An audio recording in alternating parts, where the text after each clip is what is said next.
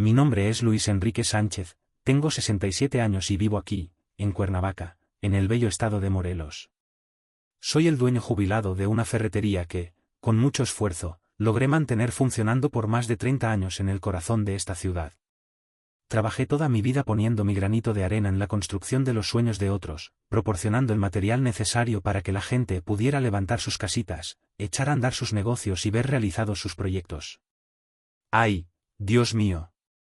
Qué ironía tan grande la de este destino, que quiso que mi propio sueño, ese que yo creía estar construyendo sobre una base firme y sólida, terminara derrumbándose estrepitosamente como una casa hecha de naipes, como si nunca hubiera significado nada. Lo que voy a contarles hoy es algo que guardé muy dentro de mi pecho durante muchísimo tiempo, pero que quizás pueda ayudar a alguien a abrir los ojos y ver lo que yo, lamentablemente, no pude ver durante largos años. Años viviendo una mentira, 15 años creyendo ciegamente que estaba siendo un buen marido, un buen compañero de vida, cuando en verdad, ay caray, es difícil hasta decirlo. Pero esta historia necesita ser contada, porque estoy seguro de que hay mucha gente allá afuera que puede estar viviendo la misma situación sin siquiera sospecharlo. La verdad, a veces, duele más que cualquier herida física, pero es absolutamente necesario arrancar la venda de una vez por todas para empezar a sanar de verdad, para dejar atrás el dolor y mirar hacia adelante con esperanza. Si te está gustando mi historia, te invito a dejar un like para alegrar este viejo corazón.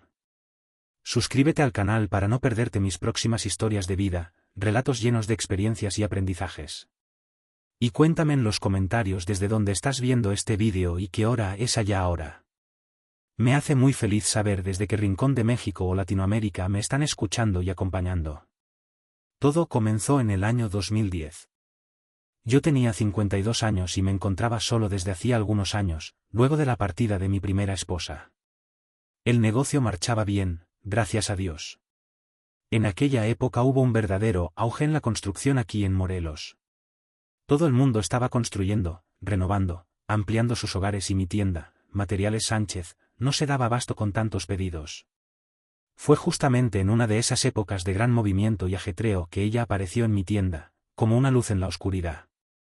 Juanita, una mujer de 47 años en aquel entonces, viuda también, con ese acento morelense tan peculiar que enamora a cualquiera, cabello castaño, con algunas canas que ni se preocupaban esconder, como queriendo mostrar su autenticidad. Entró buscando material para hacer una reforma en su casa. Me contó que había perdido a su marido hacía unos 2 años y que estaba intentando seguir adelante sola, con la frente en alto y mucho coraje. Ustedes saben cómo es una ciudad pequeña, ¿verdad?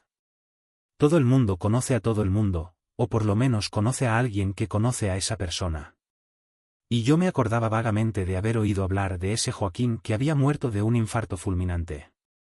Pobrecito. El cuerpo fue velado rápidamente y enterrado enseguida, como es costumbre aquí cuando alguien muere de repente, sin darle tiempo a nada. Pero confieso que no conocí al hombre personalmente, nunca tuve la oportunidad de cruzarme con él. Juanita comenzó a frecuentar mi tienda, siempre necesitando algo para su reforma. Una vez era cemento, otra vez eran herramientas, luego azulejos.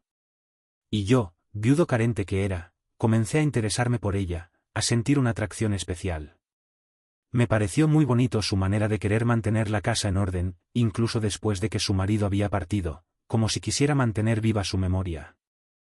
Comenzamos a conversar más, a conocernos mejor, hasta que un día reuní valor, me armé de coraje y la invité a tomar un café allí en La Cazona, una cafetería tradicional aquí de Cuernavaca que, sin lugar a dudas, hace las mejores quesadillas y el mejor pan de elote que hayas probado en la vida. Fue el inicio de un noviazgo que pronto se transformó en matrimonio, una relación que crecía día a día.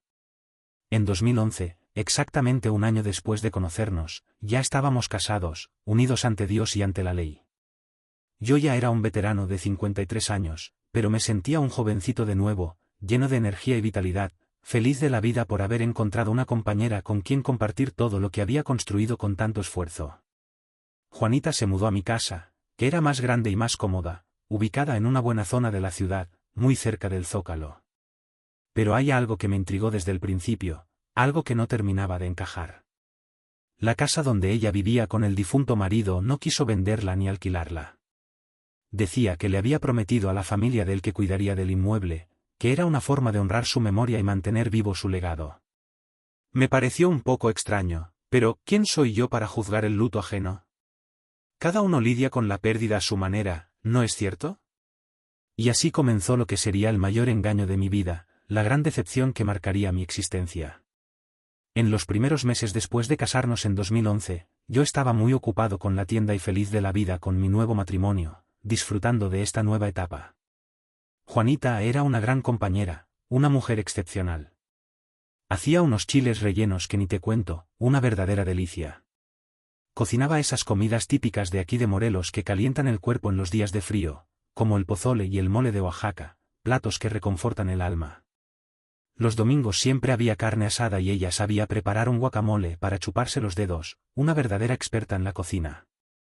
Nos llevábamos bien, conversábamos sobre todo, bueno, casi todo, porque pronto me di cuenta de una cosa extraña que comenzaba a despertar mis sospechas. Todos los meses, sin falta, siempre el día 15, Juanita tomaba las llaves del coche muy temprano y decía, voy a echar un vistazo a la casa de Joaquín para ver si está todo en orden, para asegurarme de que no haya problemas. La primera vez me pareció normal, algo comprensible.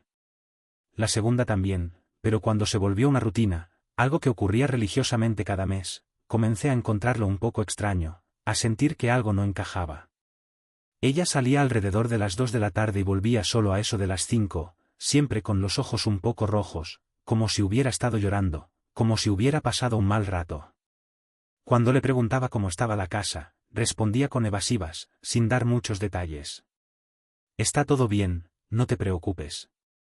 Tuve que limpiar un poco, había unas goteras para resolver, siempre muy vaga, ¿sabes? Yo, respetando su espacio y su dolor, no insistía mucho, no quería incomodarla. Al fin y al cabo, lidiar con la memoria de un marido que se fue debe ser difícil, pensaba yo ingenuamente. Recuerdo como si fuera hoy mi infancia aquí en Cuernavaca, en los años 60, una época muy diferente. Nací en 1958. Entonces yo era un niño pequeño cuando la ciudad aún era muy tranquila, un remanso de paz. Mis padres eran comerciantes, también tenían una tienda de abarrotes en la calle principal, un negocio familiar. Vivíamos en la parte de atrás de la tienda, como era costumbre antiguamente, como hacían muchas familias. Crecí sintiendo el olor del café recién molido y de los granos de frijol que mi padre pesaba cuidadosamente en una balanza de hierro antigua, recuerdos que atesoro en mi corazón. Aquí en Cuernavaca siempre fue una región de mucha tradición nahua hispánica, una mezcla de culturas. En las fiestas de la ciudad había mariachis típicos, llenando el ambiente de música y alegría. Las mujeres bailaban con sus vestidos coloridos y los hombres con sombrero y cinturón de cuero, mostrando su orgullo por sus raíces. Comíamos pan de elote, tomábamos ponche en el invierno, íbamos a las posadas de las iglesias, celebrando la Navidad en comunidad. Mi madre, doña Teresa, hacía un pan de elote con canela que era para chuparse los dedos, una receta que pasó de generación en generación. Mi padre, don Avelino, estaba muy orgulloso cuando yo ayudaba en la tienda después de la escuela, cuando aprendía el oficio. Era una vida simple, pero buena, llena de valores y amor familiar. La ciudad estaba rodeada por cerros cubiertos de vegetación, el río Cuernavaca cruzando la región, dándole vida al paisaje, y en las mañanas de invierno la niebla baja lo cubría todo, dejando el aire húmedo y frío, como solo aquí en el altiplano. Nos levantábamos tempranito y ya sentíamos el olorcito de la estufa de leña que mamá encendía para calentar la casa y hacer el café, una costumbre que nunca olvidaré. Fue allí, en aquella tienda, donde aprendí a lidiar con el comercio, donde me formé como hombre de negocios. Mi padre me enseñó que palabra dada es palabra cumplida y que cliente bien tratado vuelve siempre, valores que llevé a mi propia tienda cuando la abrí años después, principios que guiaron mi camino. Estudié solo hasta la preparatoria, como se decía en la época, porque necesitaba ayudar en la tienda de la familia, pero nunca me arrepentí, nunca sentí que me faltaba algo. El comercio me dio una buena vida, me permitió construir un patrimonio y formar una familia. Volviendo a la historia con Juanita, después de unos meses de matrimonio, comenzaron a ocurrir otras cosas extrañas, algunas llamadas que ella recibía e iba a contestar a otra habitación de la casa hablando bajito, como si no quisiera que la escuchara. Cuando yo me acercaba, colgaba rápidamente, tratando de disimular. Decía que era de la familia de Joaquín preguntando por la casa, interesados en saber cómo estaba. Yo le creía, claro, ¿por qué no le creería? No tenía motivos para desconfiar de ella. En 2012, Cuando estábamos cumpliendo un año de casados, la familia del tal Joaquín comenzó a aparecer en la historia de forma más intensa, haciendo preguntas y generando dudas. La hermana de él, una tal Marlene, que vivía en Ciudad de México, llamó a nuestra casa preguntando por qué Juanita no vendía de una vez el inmueble, ya que nadie de la familia tenía interés en vivir allí, nadie quería hacerse cargo de la propiedad. Me pareció razonable la pregunta y cuando lo comenté con Juanita, ella se puso muy nerviosa, se alteró visiblemente. Le prometí a Joaquín que cuidaría de la casa, que la mantendría en buen estado. Fue su último deseo, su mayor anhelo, dijo casi llorando, con la voz entrecortada por la emoción. Él amaba esa casa, la construyó con tanto cariño, con tanto esfuerzo. No puedo simplemente venderla, sería una traición a su memoria. Ay, hasta me conmovió su entrega y su lealtad. ¿Quién sería yo para cuestionar una promesa hecha a un hombre en su lecho de muerte? No tenía derecho a interferir en algo tan sagrado. Dejé el asunto de lado, no quise insistir más.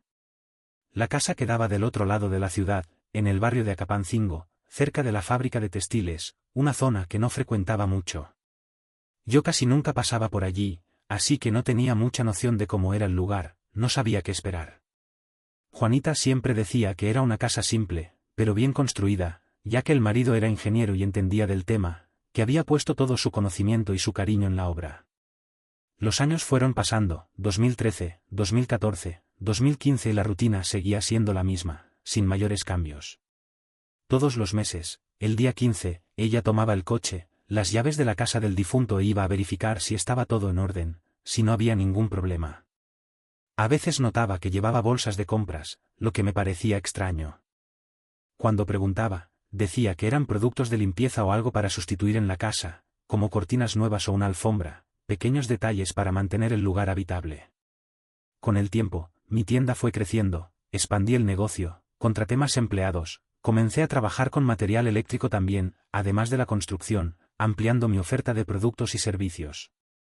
Estaba tan ocupado con el trabajo, tan enfocado en hacer crecer mi empresa, que acabé no prestando mucha atención a esas salidas de ella, a esa rutina mensual que me incomodaba. La vida seguía su curso con sus altos y bajos, sus alegrías y tristezas.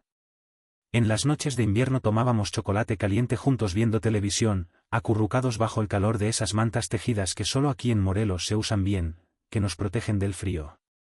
Los fines de semana íbamos a los bailes de la tercera edad, bailábamos danzón y cumbia, comíamos esa buena comida del centro cultural, pero siempre estaba ese día del mes, el día 15, el día de la visita a la casa del difunto Joaquín, algo que poco a poco fue creando una sombra en nuestro matrimonio, aunque yo todavía no lo supiera, algo que comenzaba a erosionar nuestra relación. El tiempo fue pasando y fuimos construyendo nuestra vida juntos, compartiendo momentos y experiencias.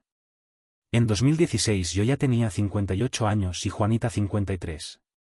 Éramos un matrimonio maduro, establecido aquí en Cuernavaca, con una vida tranquila y estable. Tengo que admitir que nuestro matrimonio parecía bueno la mayor parte del tiempo, que éramos felices juntos. Juanita se llevaba bien con mis hijos del primer matrimonio, que ya eran adultos, y venían a visitarnos de vez en cuando con los nietos, llenando la casa de alegría y bullicio. Ella era una abuela postiza, cariñosa y atenta, hacía esas gorditas de nata que a los niños les encantan, un verdadero manjar. Llevaba a los pequeños a pasear por la plaza, les contaba historias, los mimaba y consentía. Recuerdo que en 2016 hubo la Feria del Textil aquí en Cuernavaca, un evento importante para la región, que atraía a muchos visitantes. Cuernavaca siempre fue conocida por la producción textil y esta feria atraía gente de todo el estado, impulsando la economía local. Montamos un stand de materiales Sánchez, ya que suministrábamos a muchas fábricas de la zona. Juanita me ayudó en la organización, estuvo allí conmigo durante los 5 días de feria, apoyándome en todo lo que necesitaba. Fue un éxito, conseguimos muchos contratos nuevos, ampliando nuestra cartera de clientes. De vuelta a casa, ella me abrazó y me dijo, «Tienes mucha suerte, Luis. El negocio va bien y tenemos una buena vida, no nos falta nada». En aquel momento sentí que realmente habíamos construido algo bueno juntos, que éramos una pareja sólida y feliz, pero siempre estaba esa sombra, el famoso día 15 y la visita a la casa de Joaquín, un fantasma que rondaba nuestra relación. Con el tiempo comencé a notar otras cosas extrañas también, detalles que no encajaban. De vez en cuando, Juanita necesitaba salir para resolver asuntos bancarios o para ver a una amiga enferma, excusas que me parecían poco convincentes. Siempre volvía un poco nerviosa, inquieta, como si algo la perturbara. Cuando preguntaba si estaba todo bien, decía que sí, solo cansada, que había sido un día agotador. En 2017 sucedió algo que encendió una alarma en mi cabeza, una señal de alerta que me hizo sospechar lo peor. Estábamos en abril. El otoño estaba empezando a mostrar su cara aquí en Morelos, los árboles comenzando a cambiar de color, ese fresquito al final de la tarde que uno siente en los huesos, esa brisa helada que anuncia el invierno. Era día 15, como siempre, y Juanita había salido para la visita mensual a la casa del difunto. Ese día decidí cerrar la tienda más temprano porque tenía una gripe de esas bravas, de esas que uno pilla en el invierno de aquí, que parece que te va a llevar al otro mundo, que te dejan postrado en cama. Llegué a casa como a las 4 de la tarde esperando encontrar la casa vacía, ya que Juanita normalmente volvía solo después de las 5. Para mi sorpresa, el teléfono de casa sonó poco después de que llegué, contesté y del otro lado de la línea, una voz masculina preguntó, ¿Doña Juanita está? Respondí que no, que había salido, y el hombre, sin identificarse, dijo, entonces debe estar llegando aquí dentro de poco. Gracias. Y colgó, sin dar más explicaciones. Aquello me dejó muy intrigado, confundido y preocupado. ¿Quién estaría esperando a Juanita? ¿Y dónde sería ese aquí al que se refería? En la casa del difunto Joaquín no tenía cómo saberlo, no tenía forma de averiguarlo. Cuando ella volvió alrededor de las 5:30, le pregunté casualmente si alguien la había llamado, tratando de sonsacarle información. Juanita se puso visiblemente tensa, nerviosa y dijo que no esperaba ninguna llamada, que nadie la había contactado. No insistí, pero aquello quedó martillando en mi cabeza, dándome vueltas y vueltas. En mayo de ese mismo año 2017, recibí otra llamada extraña, que aumentó mis sospechas. Era nuevamente la tal Marlene, hermana de Joaquín, quien me contactó. Estaba bastante alterada, con la voz temblorosa, diciendo que había pasado por el frente de la casa de su hermano y había visto movimiento allí dentro, que le había parecido extraño. Preguntó si yo sabía si Juanita había alquilado la casa a alguien, si había tomado esa decisión sin consultarle a nadie. Respondí que no, que por lo que yo sabía la casa continuaba vacía y que Juanita apenas iba allí una vez al mes para cuidar del mantenimiento, para asegurarse de que todo estuviera en orden. Marlene pareció desconfiada, incrédula y dijo, hay algo extraño ahí, algo que no me cuadra. Mi hermano ya falleció hace tantos años, no tiene sentido mantener la casa vacía de esa manera, es un desperdicio. Concordé con ella, pero dije que respetaba la decisión de mi esposa de honrar la promesa hecha al difunto, que entendía su postura y no quería interferir. Marlene colgó aún insatisfecha, con dudas y preguntas sin responder, y yo me quedé con esa pulga detrás de la oreja, pensando en lo que estaba sucediendo. En esa época también comencé a percibir cambios en el comportamiento de Juanita, actitudes que me llamaron la atención. Ella, que siempre había sido económica, que cuidaba el dinero y evitaba gastos innecesarios, comenzó a quejarse de que el dinero no estaba dando para todo, de que los precios habían subido y no alcanzaba para cubrir los gastos. Pedía más dinero para las compras del mes, para ropa, para cosas de la casa, justificando sus peticiones. No me importó mucho, no le di mucha importancia. Al fin y al cabo, el negocio iba bien y yo siempre fui un hombre generoso, nunca escatimé en gastos para mi familia, pero era extraño, ya que nuestros gastos no habían aumentado significativamente, no había motivos para esa queja. En junio de 2017 tuve que viajar a Ciudad de México para una feria de proveedores, un evento importante para mi negocio. Estuve 3 días fuera, representando a mi empresa y buscando nuevas oportunidades. Cuando volví, encontré a Juanita un poco nerviosa, como si hubiera sido tomada por sorpresa con mi llegada, a pesar de que yo le había avisado la hora, como si estuviera escondiendo algo. Había un olor diferente en la casa, un perfume desconocido, como si ella hubiera recibido visitas y luego intentado esconder los vestigios, como si no quisiera que supiera lo que había ocurrido. Noté también que había algunas bolsas de compras escondidas en el armario del pasillo, ropa masculina que ciertamente no era para mí, prendas que no eran de mi talla ni de mi estilo. Cuando confronté a Juanita sobre esto, ella se puso nerviosa y dijo que había comprado regalos para el cumpleaños de mi hijo, que sería el mes siguiente, tratando de justificar su compra. La explicación pareció razonable, pero algo en su forma de hablar no me convenció totalmente, no me transmitió confianza. El invierno de 2017 fue particularmente riguroso aquí en Cuernavaca, uno de los más fríos que he vivido. Las temperaturas llegaron a estar muy bajas, algo raro incluso para los estándares del altiplano, un clima generalmente templado. En julio, durante una de esas noches frías, estábamos sentados en la sala tomando un chocolate caliente y viendo televisión, buscando refugio del frío. Era víspera del día 15 y como siempre, Juanita parecía un poco ansiosa con la visita del día siguiente a la casa del difunto, como si estuviera esperando algo. De repente, recibió un mensaje en el celular que la hizo palidecer, que la dejó sin aliento. Pidió permiso y fue al cuarto, tratando de ocultar su reacción. Pude oírla hablando bajito al teléfono, pareciendo preocupada, como si estuviera discutiendo con alguien. Cuando volvió, dijo que una amiga estaba enferma y necesitaba de su ayuda al día siguiente, que tenía que ir a cuidarla.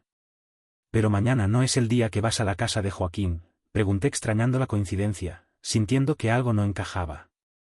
Ella vaciló por un momento, titubeó y después dijo, «Sí, pero puedo ir más tarde. Regina está necesitando ayuda, pobrecita, no puedo dejarla sola en este momento». Aquella noche, mientras ella dormía profundamente, hice algo que nunca había hecho antes, algo que me avergüenza reconocer. Tomé su celular y miré los mensajes, buscando respuestas a mis preguntas. Había varios intercambios con un número guardado simplemente como J. Los mensajes eran vagos, pero claramente indicaban que ellos se encontraban regularmente, que tenían una relación cercana. En uno de ellos, J. decía, «Mañana, a la hora de siempre», confirmando mis sospechas. Mi corazón se disparó, mi pulso se aceleró. ¿Serían esos mensajes de otro hombre? ¿Estaría Juanita engañándome, siéndome infiel? ¿O sería J, alguna mujer, tal vez la tal Regina que ella había mencionado? Devolví el celular a su lugar y pasé la noche en vela, sin poder conciliar el sueño, pensando en qué hacer, atormentado por las dudas. Al día siguiente, 15 de julio de 2017, tomé una decisión que cambiaría mi vida para siempre, una determinación que me llevaría a descubrir la verdad de una vez por todas. Fui a descubrir de una vez por todas lo que ocurría en aquella casa todos los meses, el misterio que envolvía la visita a la casa del difunto. El día 15 de julio de 2017 amaneció con ese rocío típico del invierno morelense, una escena que se repetía cada año. El pasto todo mojadito, los techos de las casas cubiertos por esa capa fina de humedad, el humo saliendo de las chimeneas, calentando los hogares. Era sábado, lo que facilitaba mi plan, ya que no tenía compromisos laborales. Le dije a Juanita que necesitaba ir hasta la tienda para arreglar algunas cosas con el contador, lo que no era totalmente mentira, solo adelanté el compromiso que sería en la semana siguiente, buscando una excusa para salir de casa. Ella no sospechó nada, creyó mi historia sin dudarlo. Alrededor de las 2 de la tarde tomó su bolso, las llaves del coche y dijo la misma frase de siempre, «Voy a ver cómo está la casa de Joaquín, a asegurarme de que todo esté bien». Respondí con un simple «Bien, cuídate», tratando de disimular mi nerviosismo, y me quedé observando por la ventana mientras ella salía con nuestro Subaru plateado, alejándose en dirección a la casa del difunto. Esperé unos 5 minutos, para evitar sospechas, y tomé mi camioneta, una Silverado que yo usaba para entregar materiales mayores de la tienda, un vehículo confiable. Conocía la dirección de la casa del difunto Joaquín porque ya la había visto en documentos que Juanita dejaba por la casa, pero nunca había ido hasta allí, nunca me había atrevido a acercarme. Quedaba en el barrio Capancingo, como ya dije, cerca de la fábrica textil, una zona más alejada de Cuernavaca, un lugar desconocido para mí. Todo el camino mi corazón latía acelerado, mi respiración se agitaba. No sabía lo que iba a encontrar, pero algo me decía que no sería bueno, que la verdad dolería. Ya hacía más de 6 años que estábamos casados y durante todo ese tiempo aquella rutina mensual me había incomodado, me había generado dudas e inseguridades, pero yo siempre respetaba, pensando que era apenas una forma de Juanita lidiar con el luto, una manera de mantener viva la memoria de su esposo. Cuando llegué cerca de la casa, estacioné a unos 100 metros, en un lugar donde podía observar sin ser visto, tratando de no llamar la atención. La casa era simple, pero bien cuidada, como siempre decía Juanita. Tenía un pequeño jardín enfrente con algunas flores resistentes al frío, que adornaban el lugar. El coche de Juanita estaba estacionado en la acera. Las cortinas estaban todas cerradas, lo que me pareció extraño para una casa supuestamente vacía, que solo recibía visitas de mantenimiento, que no era habitada por nadie. Me quedé allí observando por casi una hora, esperando que algo sucediera, buscando una señal. Nada normal ocurrió, no hubo ninguna novedad. Estaba casi desistiendo, sintiéndome un viejo tonto y desconfiado, pensando que tal vez me había equivocado, cuando un coche se aproximó lentamente, rompiendo la tranquilidad del lugar. Era un Chevy negro, ya un poco antiguo, un modelo clásico. Estacionó justo detrás del coche de Juanita. Mi corazón casi se paró, mi respiración se entrecortó cuando vi quién bajaba del coche. Era un hombre aparentando unos 60 años, cabellos grisáceos, usando un abrigo pesado a causa del frío, un hombre de edad madura. Había algo familiar en él, algo que me resultaba conocido, que me dejaba intrigado, pero no conseguí identificar qué, no lograba recordar de dónde lo conocía. Él miró a los lados como verificando si alguien lo observaba, como si estuviera cuidando sus espaldas, y entonces caminó hasta la puerta de la casa, con pasos lentos y cautelosos. Lo que ocurrió enseguida me dejó en shock, me paralizó por completo. El hombre no llamó a la puerta, simplemente sacó una llave del bolsillo, abrió la puerta y entró como si fuera su propia casa, como si viviera allí, con total naturalidad. Me quedé paralizado, sin saber qué hacer, sin entender lo que estaba sucediendo. ¿Quién era aquel hombre? ¿Por qué tenía la llave de la casa? ¿Y qué estaba haciendo con mi esposa allí dentro, en ese lugar que se suponía que era un santuario para ella? Después de unos 20 minutos reuniendo valor, respirando hondo y tratando de calmar mis nervios, decidí que necesitaba descubrir la verdad, que no podía seguir viviendo en la incertidumbre. Bajé de la camioneta y caminé hasta la casa, sintiendo el frío cortante en la cara y una sensación aún más helada en el pecho, un presentimiento de que lo que iba a descubrir no sería nada bueno. Me aproximé lentamente y al llegar cerca de la ventana de la sala, noté que había una pequeña rendija entre las cortinas, un pequeño espacio que me permitía ver el interior.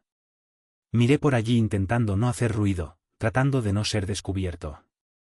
Lo que vi me dejó sin aire, me quitó el aliento.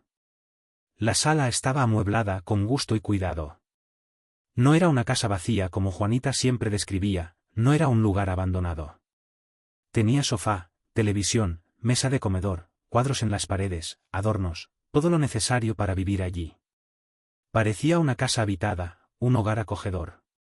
Y allí estaban ellos, Juanita y el hombre misterioso, sentados en el sofá conversando íntimamente, compartiendo un momento especial. Ella sostenía la mano de él de una manera que nunca había sostenido la mía, con una ternura que nunca me había demostrado. Retrocedí aturdido, sintiendo un dolor inmenso en el corazón.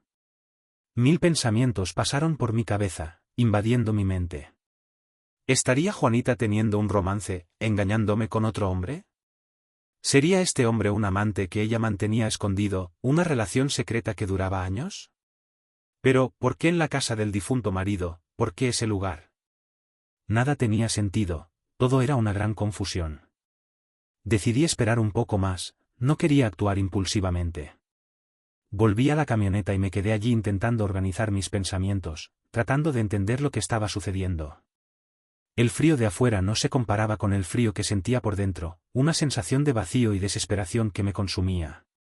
Alrededor de las 4:30 vi al hombre saliendo de la casa, con una expresión serena en el rostro. Juanita lo acompañó hasta la puerta, despidiéndose de él. Se abrazaron largamente y para mi horror intercambiaron un beso en los labios, un gesto que me destrozó el corazón. No era un beso casual de amigos, era el beso de una pareja íntima y familiar, un beso lleno de amor y pasión. El hombre entró en el coche y partió, alejándose en dirección desconocida.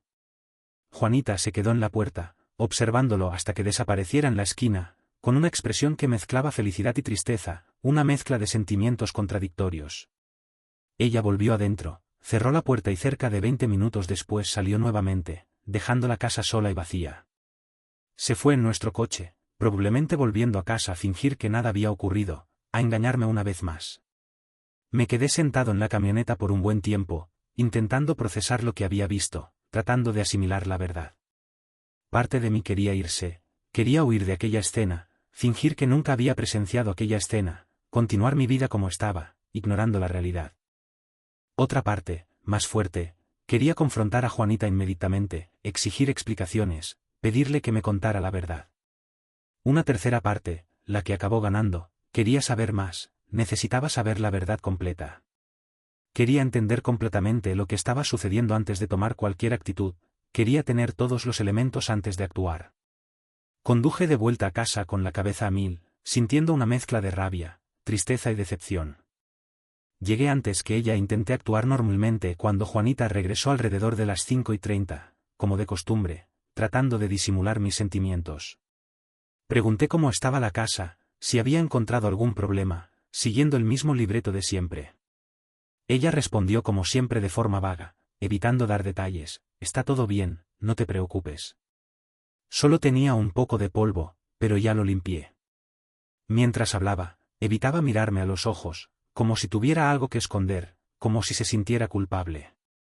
Aquella noche no conseguí dormir, el insomnio me invadió. Acostado a su lado, sentía como si estuviera al lado de una extraña, una persona que no conocía. ¿Quién era realmente la mujer con quien estaba casado hace más de 6 años, la persona que compartía mi vida? ¿Y quién era aquel hombre, el que visitaba la casa del difunto y besaba a mi esposa? En los días siguientes comencé una investigación discreta, buscando respuestas a mis preguntas. Primero procuré saber más sobre el difunto Joaquín, tratando de reconstruir su historia. Fui hasta el registro civil de Cuernavaca y pedí una copia del acta de defunción, buscando información sobre su muerte. La atendienta demoró un poco en encontrarlo, pero eventualmente me entregó el documento, confirmando mis sospechas.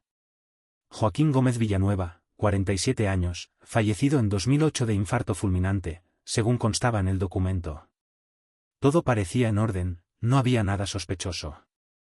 Después fui hasta el cementerio municipal, buscando su tumba.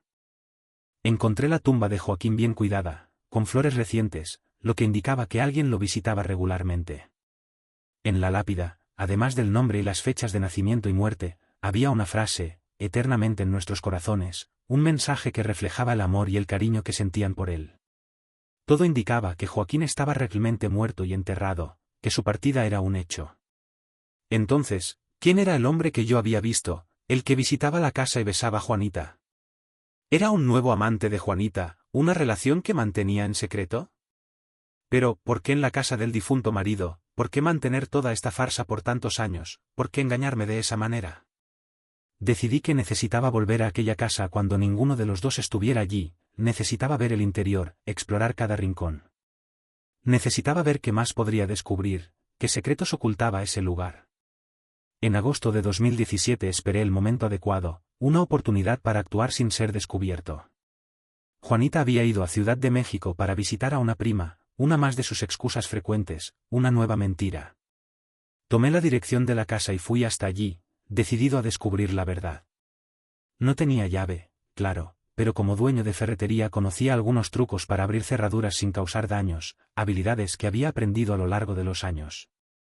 No me enorgullezco de esto, pero en aquel momento la necesidad de descubrir la verdad era mayor que cualquier escrúpulo, la sed de respuestas superaba cualquier remordimiento. Entré en la casa con el corazón latiendo fuerte, sintiendo una mezcla de miedo y excitación. Lo que encontré allí dentro cambiaría mi existencia de una manera que jamás podría haber anticipado. Al cruzar el umbral de esa casa en agosto de 2017, la realidad que se presentó ante mis ojos fue mucho más inquietante de lo que mi mente podría haber concebido. La casa no solo estaba amueblada de forma escasa, sino que estaba claramente habitada. La nevera contenía alimentos frescos, en el baño se encontraban productos de higiene personal masculinos, y en el dormitorio había ropa de hombre cuidadosamente guardada en el armario. Cada detalle indicaba que alguien residía allí de manera habitual, no se trataba simplemente de un lugar para encuentros esporádicos. Sobre la mesa del salón, descubrí fotografías que hicieron que la sangre se me helara en las venas. Una de ellas mostraba a Juanita abrazada al mismo hombre que había visto días antes. Sin embargo, lo que realmente me dejó atónito fueron las otras fotografías, imágenes antiguas del hombre cuando era más joven. El parecido entre el hombre y las descripciones que había escuchado sobre el tal Joaquín era asombroso. De hecho, no era solo un parecido superficial. Algo en mi interior me decía que se trataba de la misma persona. En un cajón, encontré documentos. Actué de manera inapropiada, lo sé, pero necesitaba desesperadamente comprender lo que estaba sucediendo. Descubrí un pasaporte a nombre de Joaquín Gómez Villanueva, con una fotografía reciente y emitido hacía aproximadamente 3 años. ¿Cómo era posible que un hombre fallecido tuviera un pasaporte nuevo? También encontré facturas de luz, agua e internet, todas a nombre de un tal José Villanueva. Y entonces, en un cajón aún más escondido, hallé algo que me dejó completamente descolocado, una cartera con varios documentos de identificación diferentes, todos con la fotografía del mismo hombre, pero con nombres distintos.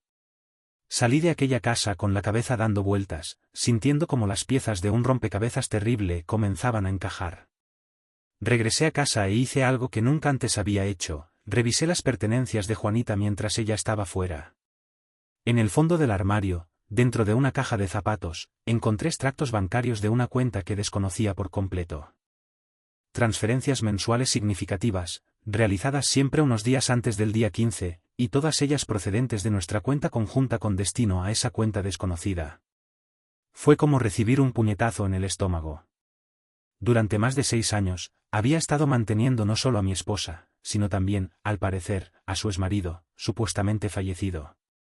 Sentí una mezcla de rabia, tristeza y humillación que me resulta difícil expresar con palabras. Aquella noche, esperé a que Juanita regresara de Ciudad de México. Llegó alrededor de las 9 de la noche, visiblemente cansada del viaje. No dije nada. Dejé que se diera un baño, cenara y se preparara para dormir. Solo entonces, cuando estábamos solos en el dormitorio, coloqué sobre la cama las fotos y los documentos que había encontrado en la casa. Quiero que me expliques esto, dije con una calma que ni yo mismo sabía de dónde provenía. El rostro de Juanita palideció al instante. Abrió la boca, pero ningún sonido salió. Parecía un animal acorralado, buscando una salida que no existía. «Joaquín está vivo, ¿no es así?», pregunté, manteniendo aún aquella extraña calma. Juanita se desplomó en la cama como si sus piernas no pudieran sostenerla más. Comenzó a llorar. Un llanto profundo, el de alguien que sabe que ha sido descubierto después de años de mentiras. «Perdóname», Luis dijo entre sollozos. «Nunca quise lastimarte.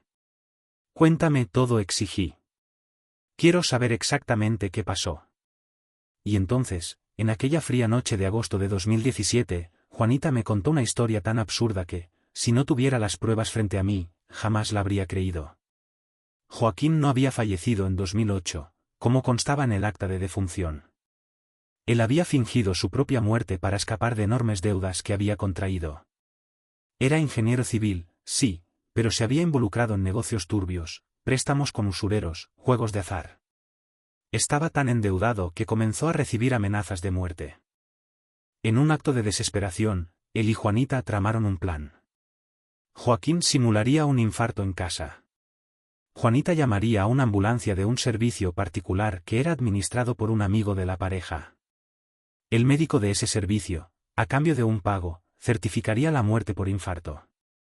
El cuerpo de un indigente que había fallecido el mismo día sería utilizado para el velorio, dentro de un ataúd cerrado, claro, y para el entierro. Mientras tanto, Joaquín huiría hacia el interior de Puebla, donde se escondería durante algunos meses en la casa de un primo lejano. Durante ese tiempo, Juanita organizaría todo, vendería algunos bienes, pagaría lo que fuera posible de las deudas y mantendría la casa donde ellos vivían para que Joaquín pudiera volver cuando las aguas se calmaran. El plan era que, después de algunos años, cuando todo estuviera olvidado, Joaquín regresaría con una nueva identidad y ellos recomenzarían sus vidas juntos en otro lugar. «Pero entonces, ¿por qué te casaste conmigo?», pregunté, sintiendo un nudo en la garganta. Juanita bajó los ojos. Al principio fue por necesidad. Necesitábamos dinero para mantener a Joaquín escondido e ir pagando las deudas poco a poco. Él sugirió que buscara a alguien establecido, alguien con dinero, alguien como tú. Aquellas palabras fueron como puñaladas en mi corazón. Entonces, yo había sido apenas un medio para un fin, un tonto que sustentaría la farsa de los dos. Pero después me encariñé contigo, Luis, de verdad, continuó con lágrimas corriendo por su rostro. Eres un hombre bueno, mucho mejor que Joaquín. Comencé a sentirme dividida, a no saber más lo que quería. ¿Y por qué él volvió a Cuernavaca? Era arriesgado, ¿no?, pregunté, aún intentando entender toda la historia. Volvió en 2014 después de conseguir documentos nuevos. Se quedó viviendo en nuestra antigua casa usando el nombre de José. Pocos lo reconocerían después de tantos años y él evitaba salir mucho. Yo continué yendo allí todos los meses, llevando dinero, comida, lo que él necesitara. Las piezas del rompecabezas finalmente encajaban. Las visitas mensuales, el dinero que desaparecía, las llamadas misteriosas, las salidas inexplicables, todo tenía un terrible sentido. ¿Y la familia de él, la hermana Marlene, ellos saben que está vivo? Juanita negó con la cabeza. Nadie de la familia lo sabe. Joaquín no se llevaba bien con ellos. Marlene comenzó a sospechar porque vio movimiento en la casa, pero no sabe nada. Me quedé en silencio durante un largo tiempo, intentando asimilar todo aquello. Toda mi vida con Juanita había sido construida sobre una mentira. Todos aquellos años, todos aquellos momentos que pensé que eran genuinos, estaban manchados por la traición y la falsedad. Tienes que elegir ahora, dije finalmente. O él o yo. No voy a continuar con esta situación. Juanita lloró aún más. No es tan simple, Luis. Joaquín aún tiene enemigos. Si la verdad sale a la luz, él puede ser asesinado y yo puedo ir a prisión por haber participado en el fraude de su muerte. Eso no es problema mío, respondí con una dureza que no reconocía en mí mismo. Tienes hasta mañana para decidir. O él sale de tu vida completamente o yo salgo. Dejé a Juanita llorando en el dormitorio y me fui a dormir al salón. Aquella noche no conseguí conciliar el sueño. Mi cabeza daba vueltas con todo lo que había descubierto. Años de mentiras, años siendo tratado como un tonto. A los 59 años, descubrí que no conocía realmente a la mujer con quien había compartido la cama por más de 6 años. Estaba amaneciendo cuando oí la puerta de la calle abrirse y cerrarse. Me levanté rápidamente a tiempo de ver por la ventana el coche de Juanita alejándose. Ella había hecho su elección. El día que siguió a la partida de Juanita fue uno de los más largos de mi vida. Era domingo, la tienda estaba cerrada y yo me quedé solo en casa, repasando mentalmente todo lo que había ocurrido. ¿Cómo pude ser tan ciego durante tanto tiempo?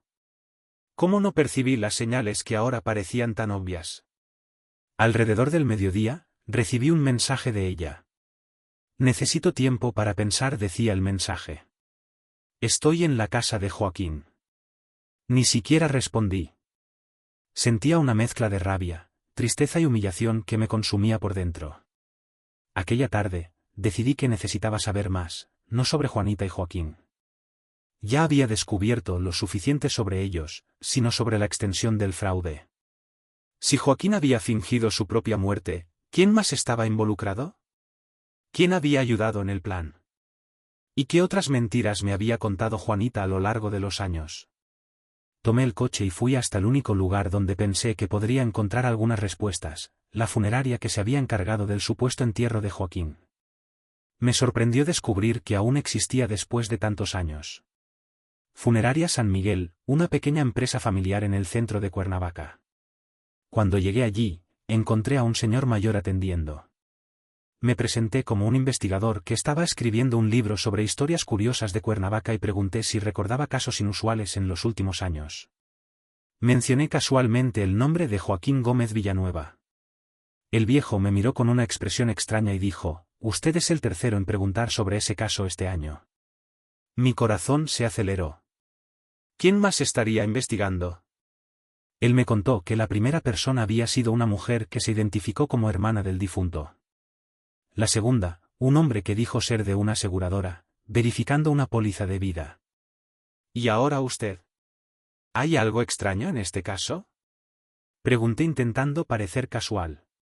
El viejo miró alrededor como verificando si estábamos solos y bajó la voz. Aquel entierro fue muy extraño. Sí. Ataúd cerrado, ceremonia rápida, poquísimos presentes. Y la viuda, doña Juanita, parecía más nerviosa que triste. Él continuó. Algunos meses después, un empleado nuestro, que ayudó en el entierro, vino a contarme algo que le incomodaba. Dijo que cuando fueron a buscar el cuerpo en el servicio de ambulancia, el médico estaba muy nervioso y no dejó que abrieran el ataúd en ningún momento, ni para el procedimiento estándar de preparación. Mi sangre se heló. Era exactamente como Juanita me había contado la noche anterior. El cuerpo de un indigente en lugar de Joaquín, un médico cómplice. Todo planeado hasta el más mínimo detalle. ¿Usted sabe el nombre de ese médico? Pregunté. Doctor Mauricio, si no me equivoco. Ya no trabaja más por aquí. Oí decir que se mudó a la costa. Agradecí por la información y salí de allí con la cabeza dando vueltas. El fraude era aún mayor de lo que yo imaginaba. Un médico había falsificado un certificado de defunción. El cuerpo de otra persona había sido enterrado en lugar de Joaquín. ¿Cuántas leyes habían sido quebrantadas? ¿Cuántas personas habían sido engañadas además de mí? Volví a casa y en el camino paré en un bar para tomar un tequila y organizar mis pensamientos. La cantina del Alemán, un lugar tradicional aquí en Cuernavaca, donde los hombres se reúnen para jugar a las cartas y conversar. Pedí un tequilita reposado de esos artesanales que solo hay en el interior de Morelos y me quedé allí mirando el vaso pensando en qué hacer. Fue entonces que la puerta del bar se abrió y entró un hombre que reconocí inmediatamente. Era Joaquín o José o cualquiera que fuera el nombre que usaba ahora. Instintivamente me encogí en la esquina, no queriendo ser visto. Él no me conocía, claro. Nunca habíamos sido presentados formalmente, pero aún así no quería confrontarlo allí en público. Joaquín se sentó en la barra y pidió una cerveza. Parecía tenso, nervioso. Miró el reloj varias veces. Estaba esperando a alguien. No tardó mucho y la puerta se abrió nuevamente. Para mi sorpresa, quien entró no fue Juanita, como yo esperaba, sino una mujer que reconocí como Marlene, la hermana de Joaquín. Ella miró alrededor como si buscara a alguien y entonces su mirada se detuvo en Joaquín. El color desapareció de su rostro. Lo que siguió fue una escena que nunca olvidaré. Marlene caminó lentamente hasta donde Joaquín estaba sentado. Él no la había visto entrar y continuaba bebiendo su cerveza. Cuando finalmente percibió la presencia de ella, ya era demasiado tarde. Joaquín, ella preguntó con la voz temblorosa. ¿Eres realmente tú? El hombre se volvió asustado y por un momento quedó paralizado como un animal atrapado en los faros de un coche. Entonces, recuperándose, intentó disimular. Señora, me está confundiendo con otra persona. Mi nombre es José.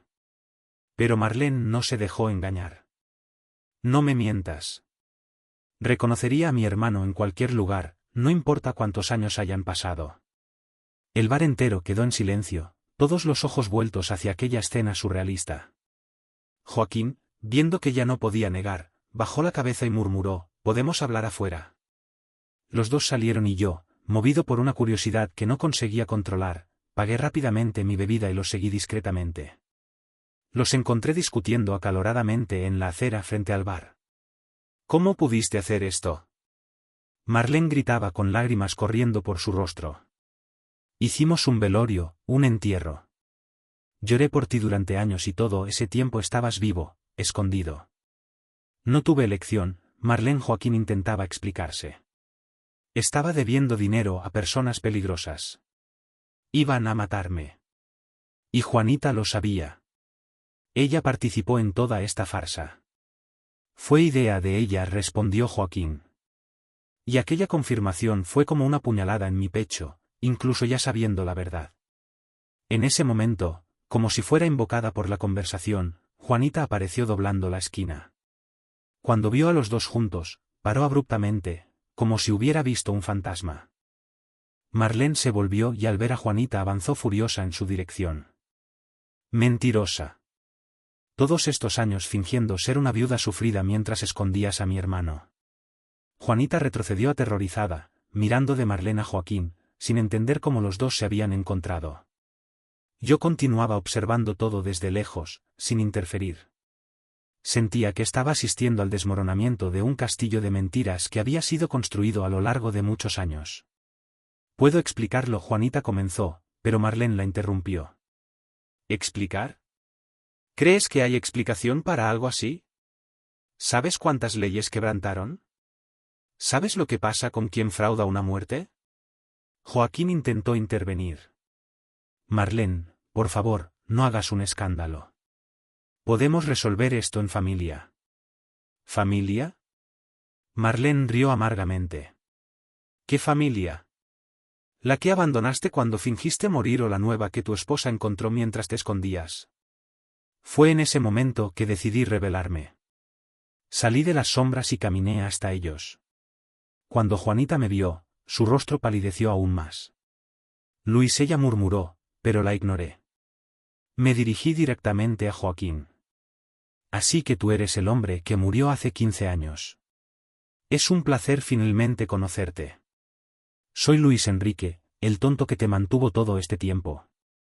Joaquín me miró sorprendido, claramente no esperando mi aparición. Marlene parecía confusa, mirando de mí a Juanita, intentando entender quién era yo. Y Juanita parecía que iba a desmayarse en cualquier momento. Creo que tenemos mucho que conversar, continué, de preferencia en un lugar más privado y con la policía presente. Fue en ese momento que Joaquín hizo algo que nos sorprendió a todos. Se rió. Una risa fría, calculista, que me hizo percibir que yo aún no conocía toda la verdad sobre aquel hombre. ¿Policía? Dijo aún riendo. ¿Tú crees realmente que llegamos hasta aquí para ser atrapados ahora? Juanita, no le contaste todo a tu marido, ¿verdad? Juanita parecía aterrorizada. Joaquín, no, no. Él la cortó. No le cuentes que fraudar mi muerte fue la menor de nuestras acciones. Fue entonces que Joaquín reveló la verdadera extensión de sus crímenes allí mismo en la acera, frente a la cantina del Alemán, para mí, para Marlene y para quien más estuviera oyendo. Y lo que él contó hizo que la sangre se me helara en las venas. Las palabras de Joaquín en aquella acera frente a la cantina cambiaron completamente mi percepción de la historia. Allí parado ante nosotros, comenzó a revelar la verdadera dimensión de todo lo que había pasado con una sonrisa cínica que nunca olvidaré. ¿Crees que fue solo una muerte forjada y algunas deudas? Dijo mirándome directamente.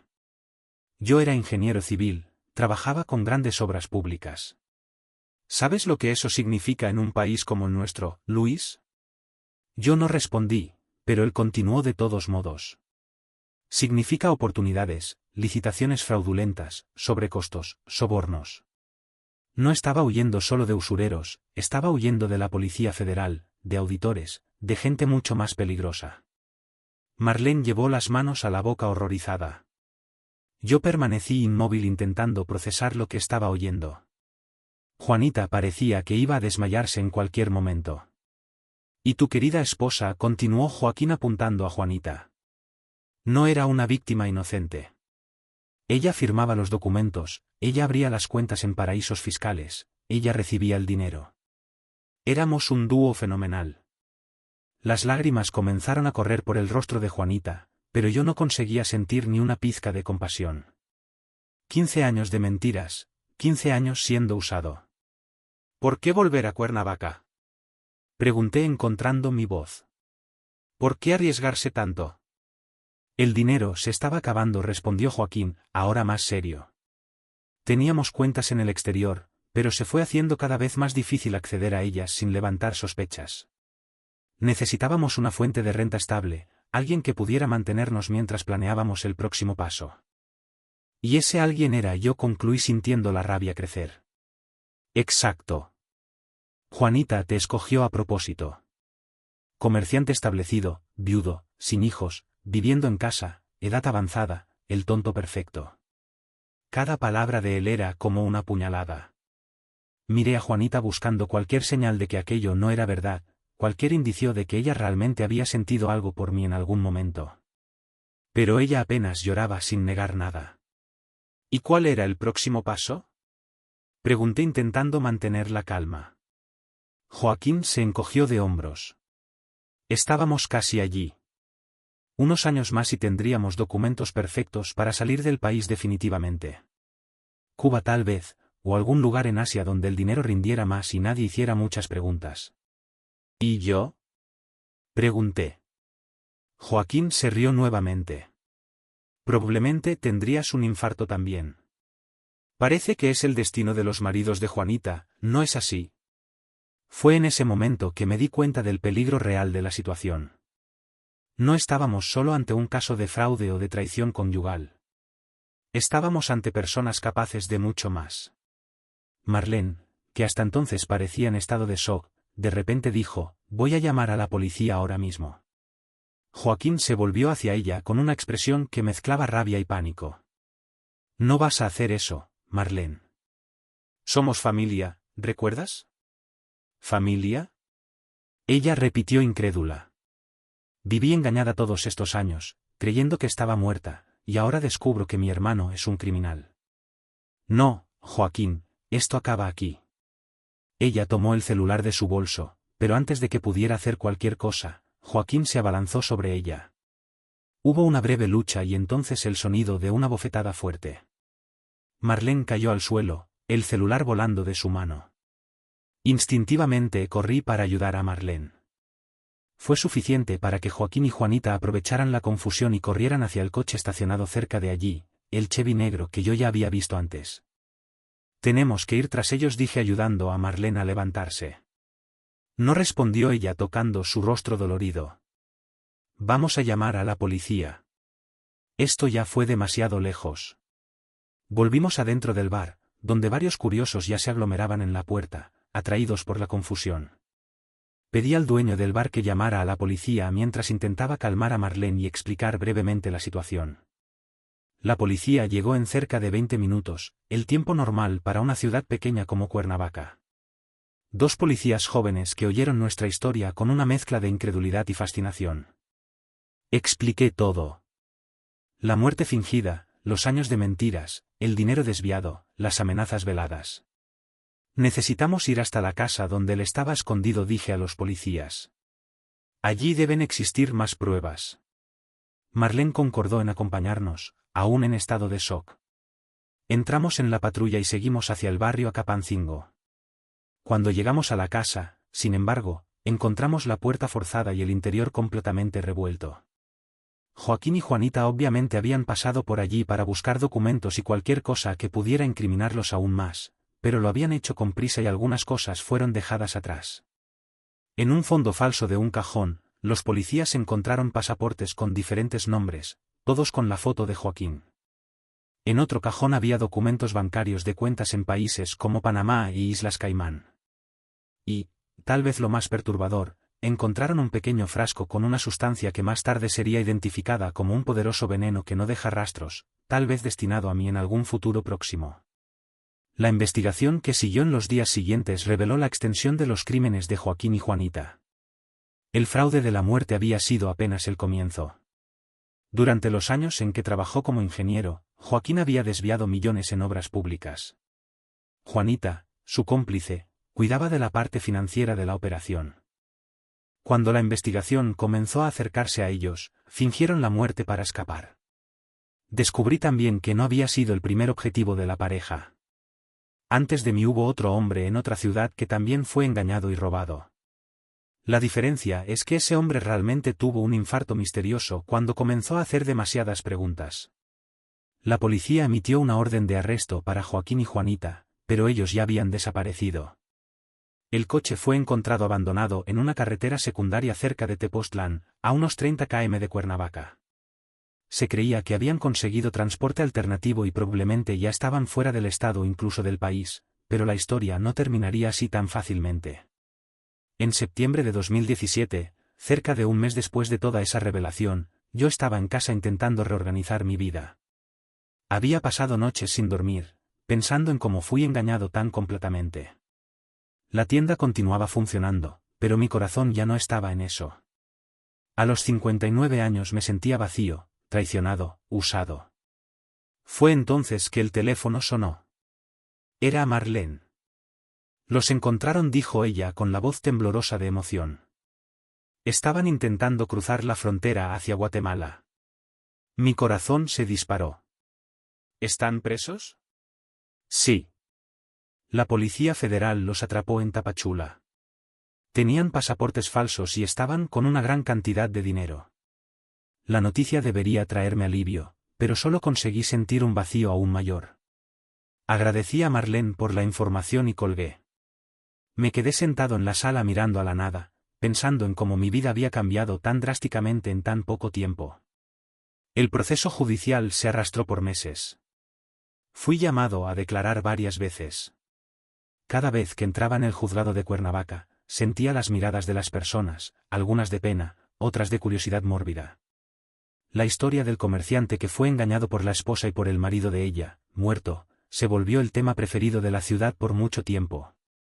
Joaquín y Juanita fueron condenados por diversos crímenes: fraude, falsificación de documentos, desvío de dinero público, evasión de divisas. La lista era larga. Joaquín recibió 15 años de prisión. Juanita, 12 años. Descubrí que ella no tenía antecedentes criminales antes de conocer a Joaquín. Él había sido la influencia que la llevó hacia el lado oscuro, pero eso no disminuía su culpa a mis ojos. Ella había hecho sus elecciones. Durante todo el proceso, ella intentó entrar en contacto conmigo varias veces. Cartas, recados, pedidos de visita en la prisión. Yo rechacé todos. ¿Qué podría decir ella que cambiaría algo? ¿Qué mentiras podría contar que yo creería ahora? En una de las audiencias, nuestras miradas se cruzaron brevemente. Había lágrimas en los ojos de ella, pero también algo más, vergüenza tal vez o arrepentimiento. Ya no importaba lo que habíamos vivido juntos, los momentos que pensé que eran genuinos, todo había sido manchado por la revelación de que yo nunca pasé de ser un peón en su juego. Con el tiempo, la herida comenzó a cicatrizar lentamente. Vendí la tienda en 2018, con 60 años, decidido a jubilarme de una vez. Ya no quería continuar en Cuernavaca, donde cada esquina me recordaba la traición. Me mudé a Acapulco. En la costa de Guerrero, adquirí un apartamento sencillo, pero con una vista privilegiada al mar, y me propuse empezar de nuevo, en la medida en que un hombre de mi edad podía hacerlo. La historia de Joaquín y Juanita resurgía de vez en cuando en los periódicos, sobre todo cuando aparecían nuevas evidencias de otros delitos cometidos por ellos. Cada una de esas noticias era como reabrir una herida que luchaba por cicatrizar. Intentaba no seguirles la pista, pero era muy difícil ignorarlo por completo. En el año 2020, 3 años después de que todo se descubriera, recibí una noticia que me impactó más de lo que jamás habría imaginado. Joaquín había fallecido en la prisión, y esta vez era definitivo. Un infarto fulminante había sido la causa. Irónicamente, el mismo diagnóstico que había utilizado para simular su muerte años atrás. Parecía que el destino tenía un retorcido sentido del humor. Con la muerte de Joaquín, sentí que un ciclo finalmente se cerraba en mi vida. No había perdón, ni una resolución completa, pero sí un final, un punto final a una historia que había consumido tantos años de mi existencia. En cuanto a Juanita, sigue cumpliendo su condena. A veces me sorprendo pensando en ella, preguntándome si alguna vez sintió algo real por mí, o si todo fue una actuación magistral desde el principio hasta el final. Probablemente nunca llegaré a saber la verdad. Hoy, en 2025, con 67 años cumplidos, miro hacia atrás y me doy cuenta de lo ingenuo que fui. De cómo no fui capaz de percibir las señales que estuvieron frente a mí durante todos aquellos años. Quizás no quise verlas, quizás la soledad me cegó por completo.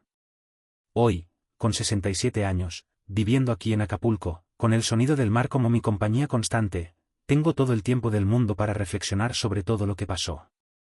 Ya han transcurrido 8 años desde que descubrí la verdad sobre Juanita y Joaquín, y 5 años desde que él murió en prisión.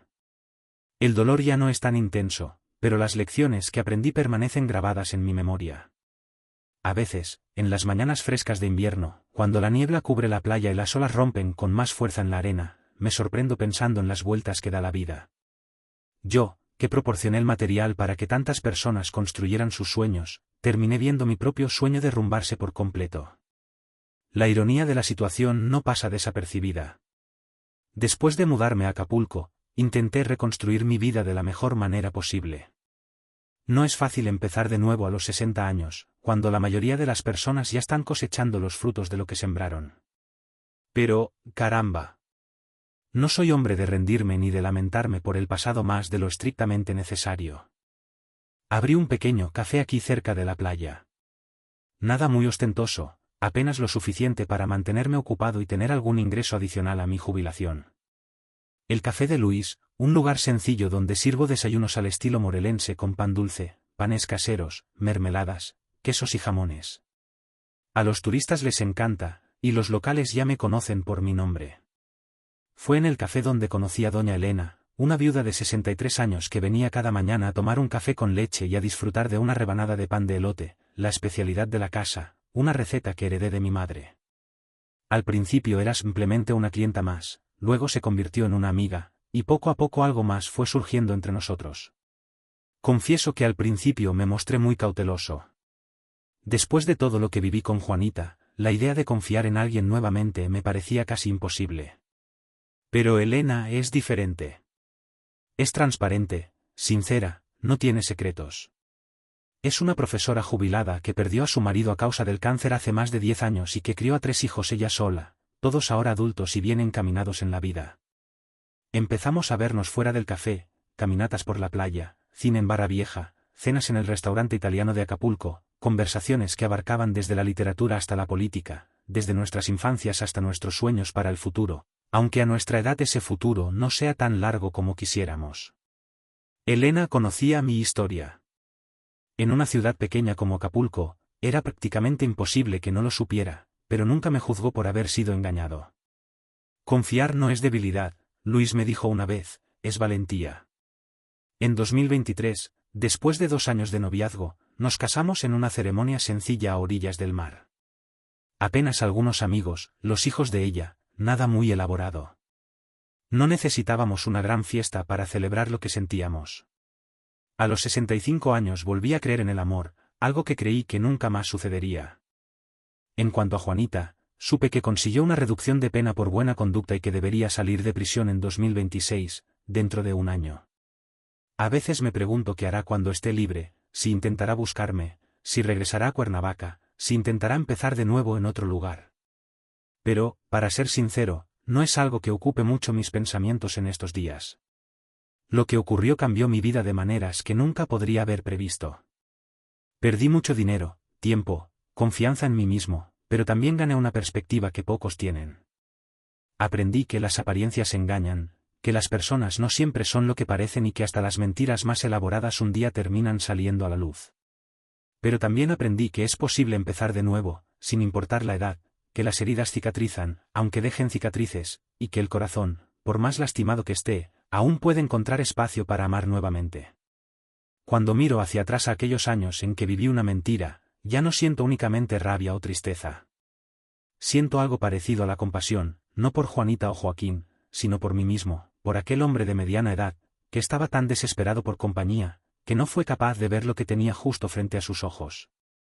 Hoy entiendo que el verdadero muerto en toda aquella historia no era el Joaquín que fingió su muerte. Era yo, muerto para la verdad, ciego ante las señales, entumecido por la soledad. Pero ahora estoy más vivo que nunca, con los ojos bien abiertos y el corazón finalmente en paz. Si hay una lección que me gustaría dejar a quien me está escuchando, es esta: nunca es tarde para recomenzar. Nunca es tarde para abrir los ojos, para corregir los errores, para buscar la felicidad verdadera. La vida puede jugarnos malas pasadas, puede derribarnos, pero siempre tenemos la opción de levantarnos y seguir adelante. Si esta historia tocó tu corazón, deja ese like para que este abuelito se ponga feliz. Suscríbete al canal ahora mismo para no perderte las próximas historias que contaré con todo mi cariño. Y cuéntame en los comentarios desde dónde estás viendo este vídeo y qué hora es allá ahora. ¿Ya has pasado por una decepción que parecía el fin del mundo, pero que acabó abriendo puertas para algo mejor? Me encanta saber de qué ciudad son y en qué momento del día me están acompañando. Este viejo mexicano se pone muy feliz al saber que hay gente de todos los rincones de Latinoamérica escuchando sus historias.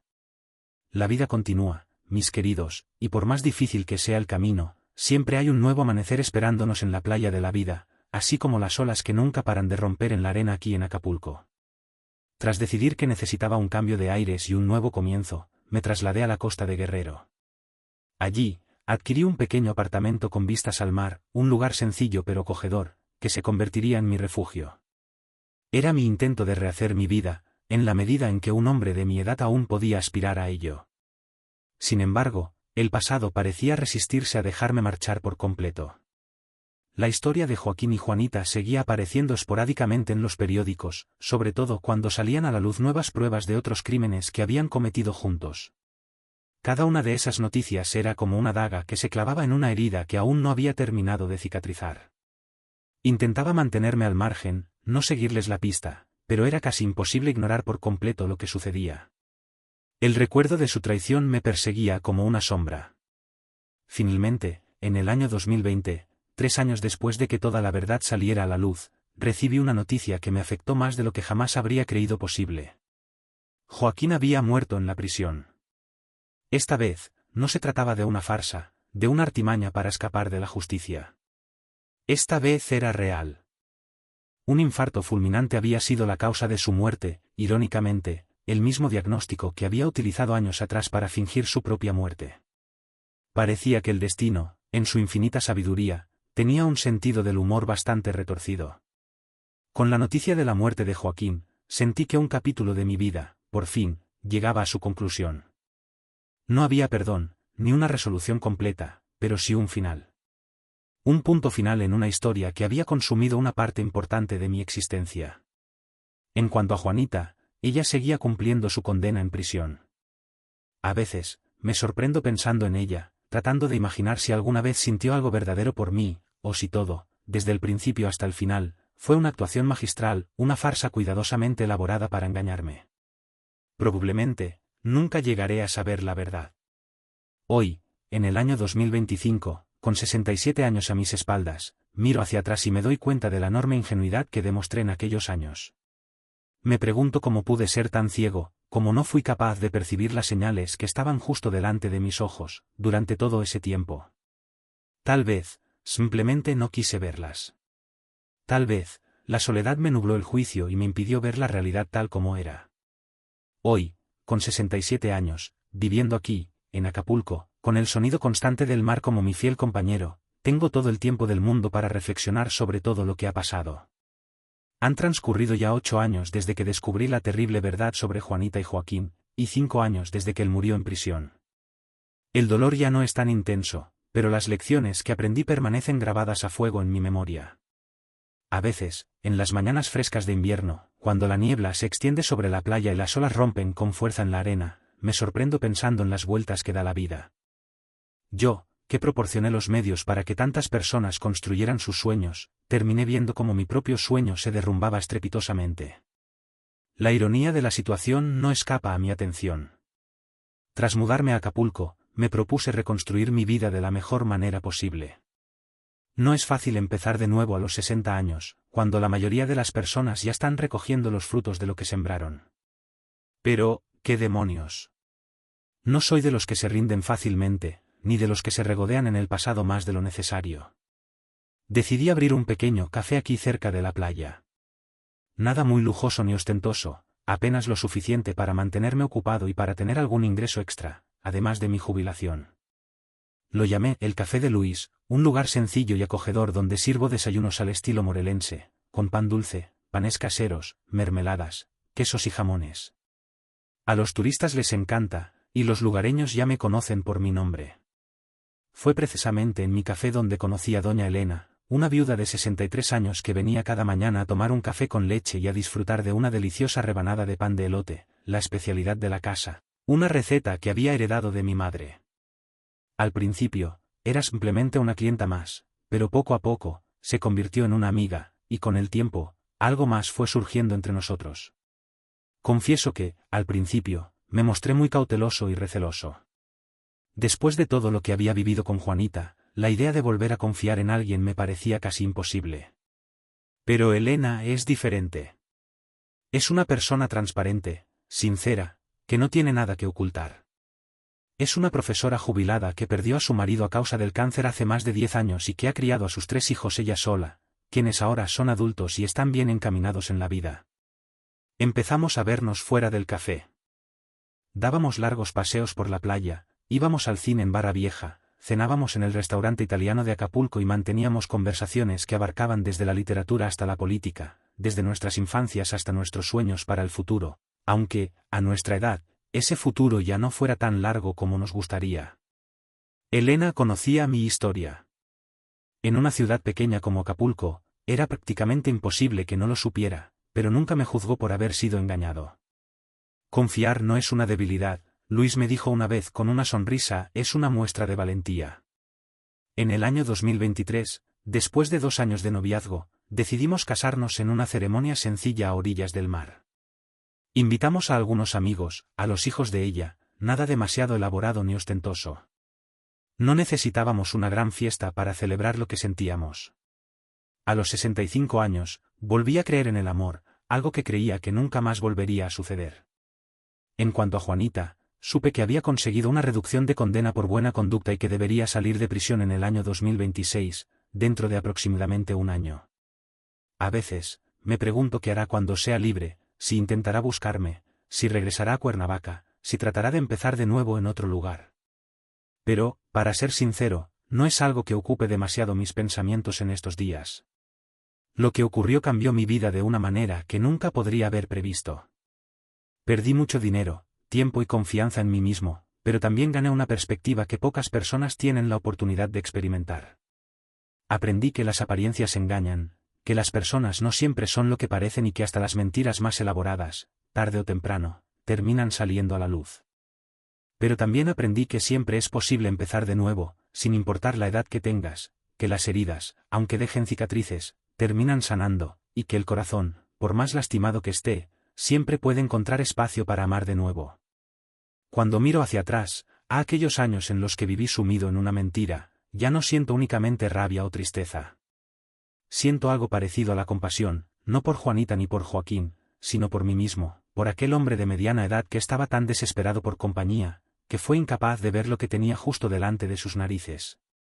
Hoy entiendo que el verdadero muerto en toda aquella historia no era Joaquín, el que fingió su propia muerte.